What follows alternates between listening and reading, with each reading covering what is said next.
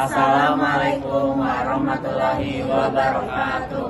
Kami dari kelompok 7 akan melakukan observasi dan wawancara mengenai bibit kentang dan stroberi di Lembang. Saksikan videonya.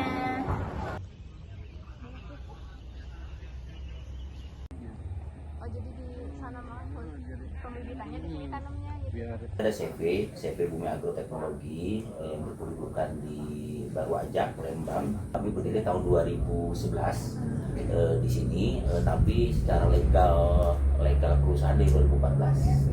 Bumi Agroteknologi punya moto bahwa kita itu leading innovation. Kenapa? Kita selalu berinovasi terus supaya kita nggak ketinggalan zaman. Itu yang pertama. Yang kedua adalah kita bermisi bahwa kita punya visi juga bahwa Bumi Agro ini sebagai from lab to table. Kita memang hulu hilir, jadi udah agro industri hulu hilir, tinggal bagaimana di scale up itu nanti belakang.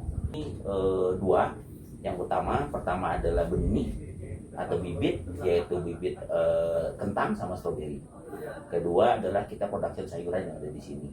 Kemudian kita juga ada beberapa pendampingan ke perusahaan, baik itu perusahaan maupun petani, kita damping juga cara bagaimana mengedukasi produk kami supaya bisa lebih adaptif dilakukan seperti apa. Tim kami ada berempat intinya, yaitu saya, Diki, Indra Wibawa, kemudian ada tadi Pak Adi, ada Kak Sulis, tadi itu farm manager kita, satu lagi ada Pak Nono, itu field asisten di lapangan kita. Dengan Mang Ujang, saya bagian pemeliharaan tanaman stroberi dan macam-macam tanaman.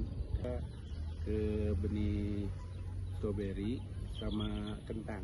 Mungkin kalau stroberi kita pengambilannya dari sulurnya kan, nanti kita diambil kayak polybag kecil nanti yang sulurnya kita ambil yang ini, dimasukin yang kayak tadi di polybag kecil, nanti dalam jangka waktu 1 minggu udah keluar akarnya. Kita pakai medianya media ini kokopit, ada yang pakai tanah, ada yang pakai sekam padi, sekam bakar. Hamanya kayak ada debunya gitu. Itu kebanyakan itu stroberi itu. Kita kan tidak terlalu ke buah, kita cuma memperbanyak untuk pemasarannya ke bibit. Kayak gini nih, apa namanya teh? Sistem penyiraman irigasi. Ya kalau masalah buah, paling ada kalau udah panen, paling ada penyortiran, ada yang busuk, mungkin dibuang. Kita dipilih-pilih dulu gitu. Saya Fitri Sulis, saya dipanggil Sulis, jabatannya sebagai supervisor lah ya. Apa awalnya itu mengembangkan strawberry farm.